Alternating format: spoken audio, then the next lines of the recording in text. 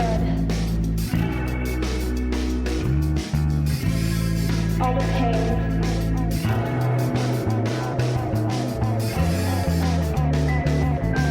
All the blood, all the pain.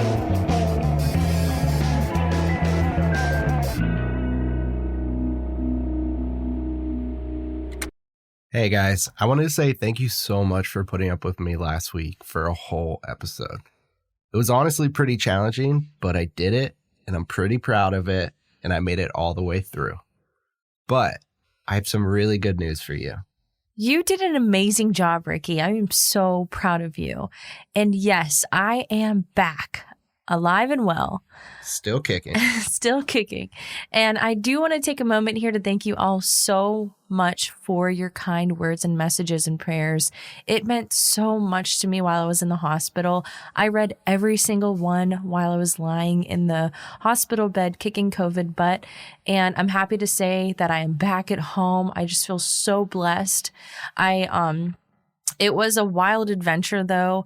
I felt like I was almost like a test subject inside of like this hospital room. I had like a little window where like the nurses would like talk to me through and like talk to me on the phone and things like that. So no one really wanted to be in the room with you, right? No. And it was a long, that's why I'm saying it was like a long 6 days. It was a little traumatic. But how I wound up there, just really quick, my heart rate was really high. So it woke me up at like 7 a.m. on Saturday. And I checked, I don't have like a pulse reader, but I checked it with my Apple Watch and it read 220. So Ricky and we went to the hospital. I was honestly really scared. They ended up giving me like this medicine through an IV that slowed my heart rate down very drastically.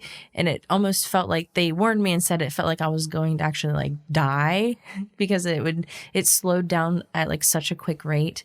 And it did. It almost felt like... Well, they said it also kind of like stops your heartbeat. Yeah, it does. And to reset it, it right? like resets it. Oh, that's so scary. I mean, I didn't know what else to do. You know, it's like, yeah, let's do it. And what's crazy is you had to do it all alone too. Like I had COVID anyway. So even if they were like, oh yeah, bring your husband, they wouldn't have let me. Yeah, I didn't know what was going to happen. I was just like, kind of like, this is what's happening, you know? But if I had to explain it, I would say like it kind of felt like as if you were going like under anesthesia when you're like falling asleep. Like that foggy feeling kind of. And it was just getting like dark and then all of a sudden like the lights came on. So it wasn't that bad. It was definitely worth it because it helped. But along with that, if I didn't go to the hospital, they also did a CT scan on my lungs because they were worried if I had a blood clot, being that I had COVID and I'm pregnant. And they found that I had just patches all over my lungs with the virus and pneumonia. I didn't even realize it was that bad. So they ended up keeping me there for 6 days and putting me on remdesivir, which wiped it completely out every single day. It was like, it's amazing. Like I felt horrible and like every single day I just kept getting better and better. Yeah, it was really fast. It was, yeah. Like you went from being able to like barely breathe. They brought in like some breathing treatments and there was like a little ball you had to like make hover. Couldn't even get it off the ground. Like it's crazy. Yeah, so it's just amazing like the technology today and like the like it's just crazy how smart people are that they created like this medicine. But I do have to just say I am just so blessed that I am back at home well. It could have just went completely south, which I didn't. You know, I feel so lucky. And although I held down the fort. You did. I did. Yeah, you did a pretty good job. You also had COVID. My mom had to drop groceries off for you. So. I was like a single dad while I was washing and drying. Yeah. But our son's he's older now, so he was able to, you know, pretty much take care of himself a little bit more than if he was younger. So that's cool. He had a lot of cereal for the week, I'd say. He did. But I am so thankful. Thank you guys so much for all of your support. We really wouldn't be this podcast without you. So your support just keeps us going. We love what we do. Honestly, we're just happy to be back and, you know, we're able to continue to do what we love and create the show that we, you know, really enjoy to make together. But without further ado, let's get on with the show. This week, we aren't just looking at one case, but 8. Over the span of 10 years, serial killer Sean Vincent Gillis took the lives of 8 women in the Baton Rouge, Louisiana area. From the time of his first murder in 1994, Gillis managed to stay under the radar and out of police detection for years.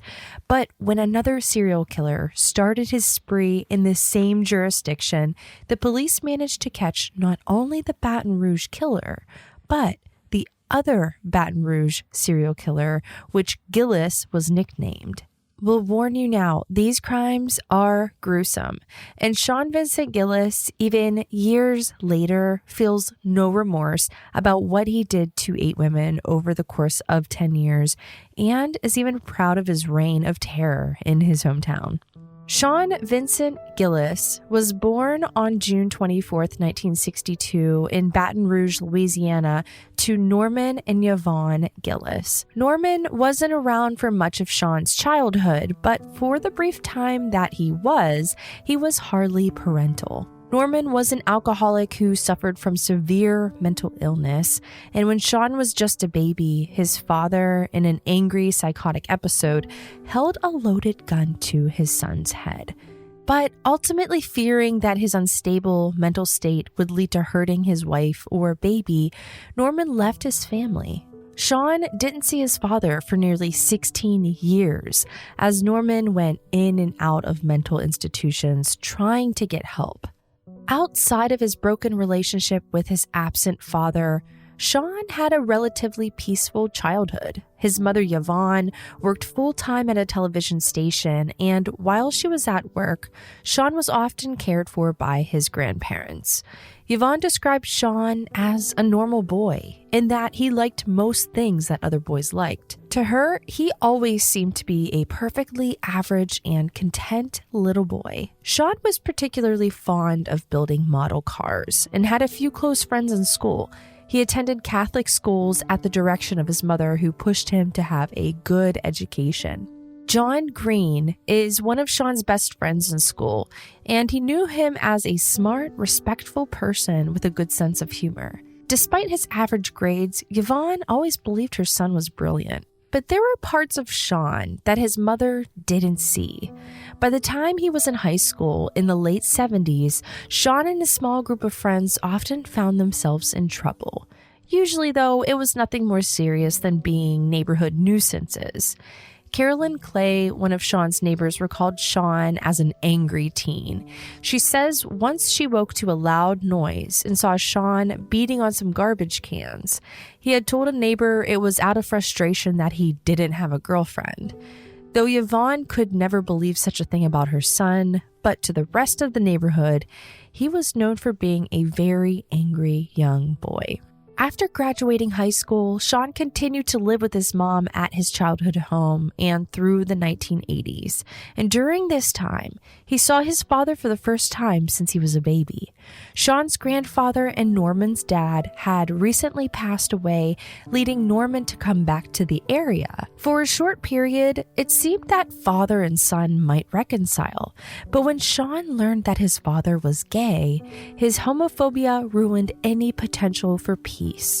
Norman eventually moved away from Baton Rouge to California, inviting Sean and Yvonne to come with, but both turned him down and he remained out of his family's life. With his father gone again, Sean's deviant behavior only seemed to grow. At age 18, he was arrested for the first time for criminal trespassing, and that was just the start. From his late teens to 20s, Sean was charged with possession of marijuana, contempt of court, a DUI, and multiple traffic citations. There was also an incident with a neighbor where he was caught looking into a window. He claims that he was looking for his cat, but given what we know about who he would become, we think it's safe to assume the worst. When he was caught, police found his traffic citations were never paid, and Sean was arrested due to the outstanding warrants. However, he was soon released. Sean struggled to hold down a job, which kept him living at home with his mother up until he was 30 years old. And in 1992, Yvonne was offered a job in Atlanta, Georgia, which she did take. She invited her son to come with her, but Sean refused and was on his own for the first time in his life. Sean got a degree in computer science from a local community college, and with his mother no longer around, he spent the majority of his time online, spending most of his time looking at pornography. At the age of 31, Sean entered into his first serious relationship with a woman named Terry. They were introduced through a mutual friend and connected quickly. Though Terry didn't like how much Sean tended to drink, she was willing to put that aside because he was kind to her and always considerate. To help him move away from accepting his mother's money, Terry got him a job at the same convenience store she worked at. Though Terry loved Sean, their relationship was fraught. When they decided to move in together, she learned how much he was addicted to porn. Their relationship was largely non-sexual because Sean said that he didn't believe in sex and that he was raised to view it as something nasty that he shouldn't do. Terry didn't quite believe this, instead assuming that it was his porn addiction that was really to blame. Despite a lack of intimacy, Terry was devoted to Sean and compromised what she wanted to make him happy. The same year that Sean began his relationship with Terry, he killed his first known victim. Sean Vincent Gillis's first murder is believed to be of Anne Bryan, an 82-year-old woman who lived alone in a small retirement home. In the early morning of March 21st of 1994, Sean broke into her home with the intention of raping her. When she started screaming and fighting back, Sean became enraged and cut her throat. He then stabbed and cut her more than 50 times with a 12-inch hunting knife that he had brought with him. In his fury, he nearly cut her head off entirely. The murder of Anne Bryan went unsolved for 10 years. After the crime, Sean said he was happy, and he did not kill again for nearly 5 years. He stayed with Terry, who was unaware of what her boyfriend had done. He went to work at the same convenience store, which happened to be across the street from where Anne Bryan had lived. He continued to stay in his mother's old house, which she had left for him when she moved to Atlanta. Terry, living with Sean, overlooked and ignored all of his alarming behaviors, from looking into neighbors' windows, yelling at the moon at night, and even showing her photographs online of dead and mutilated women. But how could she ignore so much? For years, Sean waited for his next victim. Either content or biding his time, we don't know. But by 1999, he was ready to kill again. His next victim was a 30-year-old drug addict and sex worker named Catherine Hall. One night in January of 1999, she got into Sean's car under the guise that he would pay her for her service, but instead he attacked her.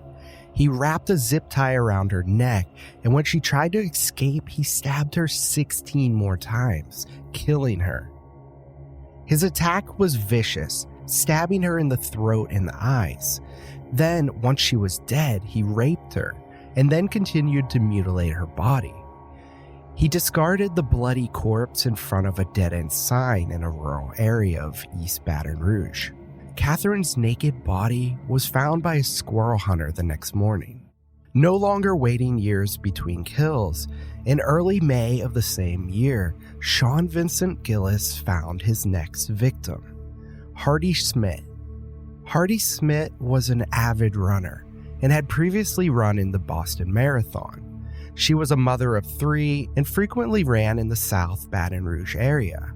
It wasn't until about 3 weeks after he first spotted her that his opportunity to attack arose. On May 30th, around 6:30 a.m., Sean intentionally hit her with his car, throwing her into a ditch. She was injured, but still alive. Like he did with Catherine Hall, he used a zip tie to strangle her to death. He then dragged her back to his car where he raped and stabbed her. He put her mutilated body in his trunk and drove home. Terry commented how bad the car smelled, but Sean lied, saying that he had just hit a squirrel. She didn't ask any more questions or look for herself. Later that day, Sean dumped Hardy Smith in a bayou about 35 miles outside of Baton Rouge. She was found the next day by a passing bicyclist. After that, Sean Vincent Gillis's murders varied in the interval of time between kills, confusing police. It was thought that typical serial killers would need to kill at certain regular intervals, but Sean had lengthy periods of time without any kills. His victims also varied widely in race, age, and socioeconomic status, but they were all women, most of them sex workers. Sean murdered his fourth victim on November 12th of 1999. Joyce Williams, also a sex worker, was 36 when Sean lured her into his car before strangling her with a zip tie, which was becoming his MO. But this time, Sean brought Joyce's dead body back to his home to manipulate it further. In doing so, he cut off one of the legs and cut off her nipples. Sean then proceeded to eat her nipples. In all of his violence, this was the first time that he ever did something like this, and it excited him. He picked up Terry from work with Joyce's mangled dead body still in the car. Sean Vincent Gillis was on a killing spree, and the police weren't getting any closer to catching him. On January 2000, he killed 52-year-old Lillian Robinson, his fifth victim.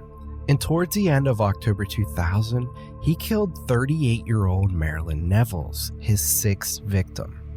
He dumped her body only 3 miles from his own home near the Mississippi River. Her body was found on Halloween. After the murder of a sixth woman within a short time, Sean Gillis took a pause from his brutal killings. But women in Baton Rouge had little to feel safe. There was a second serial killer in the area, Derek Todd Lee. Derek Todd Lee, 34 years old at the time of his arrest, killed 5 women over the course of a 2-year period. Gina Wilson Green, Charlotte Murray Pace, Pam Kinnamore, Trinisha Dene Collum, and Carrie Lynn Yoder. Derek Todd Lee had a different killing style than Sean Vincent Gillis, which police knew they were dealing with 2 different killers. With so much violence in Baton Rouge, the police set up a task force, but the primary objective seemed to be more on finding this new killer, not Sean. So while the police investigated, so did Sean Gillis. He kept tabs on these most recent killings and even had a file on his hard drive named DTL, where he collected news articles and photos of the Derek Todd Lee case. The media called Lee the Baton Rouge serial killer, and it seemed as though Sean did not want to be outdone by Lee. As in truth, he was too a Baton Rouge serial killer. Sean killed again in less than 6 months after Lee's arrest in May of 2003. In October of 2003, this time though, he killed someone he knew. Gillis's 7th victim was Johnny Mae Williams, a mother of 3 and a well-liked woman. Though she was working as a sex worker, Johnny had also cleaned Sean's home a few times over the years, and it was because he knew her that Sean decided to pick her up on the night that she was working. He drove Johnny Mae to a secluded area and then raped and strangled her. After she was dead, he mutilated her body, removing both of her hands. Unlike his previous victims, this time he posed her body and took photographs of his work. He took nearly 50 pictures.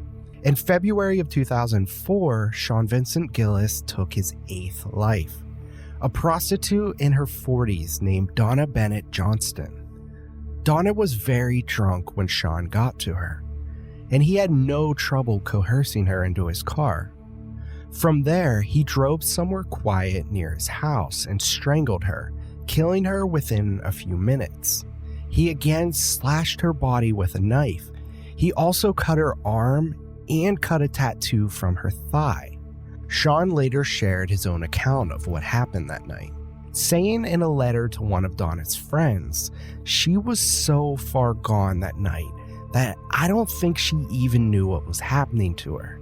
She was so drunk that it only took about a minute and a half to succumb to unconsciousness and then death. Honestly, her last words were, "I can't breathe." I still puzzle over the post-mortem dismemberment and cutting. There must be something deep in my subconscious that really needs that kind of gruesome action. Luckily, this was Gillis's last victim. In the grassy area where Donna's body was found, there were fresh tire tracks that stood out to police. They took molds of these tracks and got lucky. There were only about 100 sets of those tires sold in the Baton Rouge area. This narrowed down the pool significantly, but they still needed to interview a lot of people. Police talked to everyone they could who had purchased the tires in the past year and questioned them about whether or not they still had the car. But having those tires wouldn't be enough to match someone to the crime. Investigators also asked all the tire owners if they would voluntarily submit to the DNA swab, many of which did. In April of 2004, these interviews are what led detectives to Sean Vincent Gillis. When they arrived at his home to ask about the car and tires, he willingly offered up that he knew the second to last victim, Johnny Mae Williams. He told police she had been in his car and Sean had paid her in the past to clean the house. He also told them that he had been by the crime scene when they asked about the tire marks found by the field. His suspicious responses were an immediate red flag for police, and they asked him to come down to the station to discuss things a little more. Sean's responses at the station did little to throw suspicion off of him. When asked why they may find blood in the car, he said it was because Johnny Mae had gotten her period while in the car, and that it looked like a massacre in the front seat. When police asked how blood could have gotten into the back seat, Sean said that it was probably because the windows were down and some blood flew out of the window and got back in. Everyone in the police station watching this interview immediately knew they found their man. Police requested a search warrant for the vehicle and expedited the DNA testing of their primary suspect's sample. Despite the outrageous statements Sean made in the precinct, all they had until a DNA match would come back was circumstantial. They had to let him go, but not for long. In April of 2004, less than 8 weeks after Donna's death, police matched tire tracks where her body was found to Sean Vincent Gillis's Chevrolet Cavalier and were able to get a positive DNA match to some of the victims. A SWAT team and police went to Sean's home that he still shared with Terry, and they arrested him a little after 1 a.m. As he was arrested, Sean turned to Terry, shrugged when she was panicking and demanding to know what was happening. And his only response was, "Sorry, honey bunny." One of the arresting officers looked at Terry incredulously and asked, "Didn't you know you were living with a serial killer?" Terry replies, "Boy, do you have the wrong house." With solid evidence against him, Sean Gillis confessed to the murders that day. Following Sean's statements, investigators went back to his house for more evidence. They seized several large knives and saws, the pictures of Johnny Mae Williams' body, a bayonet, hard drives, zip ties, books about serial killers, and newspaper articles that Sean had collected about Carrie Yoder, Lee's last victim. His DNA was linked to the bodies of Catherine Hall, Johnny Mae Williams, and Donna Bennett Johnson. But Sean asked police for a pencil and willingly wrote the names of his other victims for them. Unashamed and unremorseful about what he had done, Sean happily told police about all of his gruesome fantasies and actions. He talked about cutting up one of the women on his kitchen floor while Terry was at her night shift. And he talked about taking a shower with Donna Johnston's corpse and admiring the severed hands of Johnny Mae Williams and the severed legs of Joyce Williams. Sean Vincent Gillis was proud of what he had done and wanted to be known for it. A month after his arrest, Sean was interviewed in May of 2004 by the FBI. His taped confession and interview showed how he felt he was in a chess game with them. On the tape, he says, "I was the chess master then. You're not going to beat me." He followed TV and news to see whether he was winning against the police and whether they had found any evidence or bodies. Though he didn't necessarily plan the times he would kill, he did strategically dump the bodies. Sean boasted that he preferred to leave the bodies right before it rained so that the evidence and the tracks would be washed away. What Sean didn't know was that he had left DNA at some of the crime scenes. When he was called in for questioning, Sean realized that he was going to lose his chess game with the police, and to get some semblance of the upper hand in his twisted mind, he decided to confess. The prosecutor in Sean's case wanted the death penalty, calling Sean a narcissistic, self-centered, egomaniac serial killer.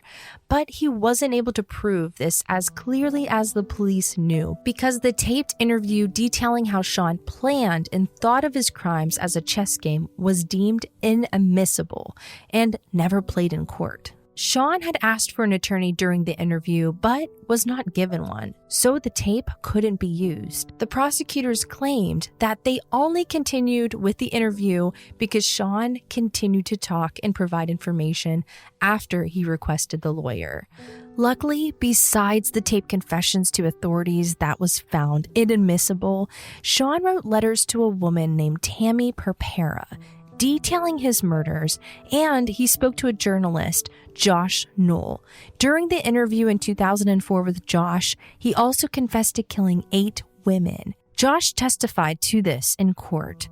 Sean Gillis was eager to confess to his crimes, not out of guilt, but pride. It was not until 2008 that Sean's case finally went to trial. As there was DNA evidence to tie him to the victims, Sean Gillis was charged with the murders of Catherine Hall, Johnny Mae Williams, and Donna Bennett. He was found guilty and sentenced to life in prison. In a separate trial, he also pleaded guilty to the murder of Joyce Williams, his 4th victim. Today, Sean Vincent Gillis is still in prison at the Louisiana State Penitentiary, where he will remain incarcerated for the rest of his life. In his nearly 20 years in prison, he hasn't changed his ways at all. In his confession, he stated that, "I'm sorry I hurt people, but I would do it again. And if anything in my useless life comes out, help the little girls today not to be the premature corpses of tomorrow." With no remorse and such heinous crimes, we are confident Sean Vincent Gillis will never get out of prison. Thank you all so much for listening to this week's episode. We'll see you next time. Crime Salad is a Weird Salad production. Are you kidding me? That was perfect.